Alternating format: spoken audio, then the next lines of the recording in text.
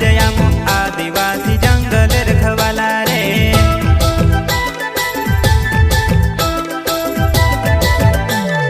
चल जंगल जमीन काजे पूजे रे आदिवासी दुनिया ने रखवाला रे। बाप देव खतरी काज पूजे रे आदिवासी सबसे निराला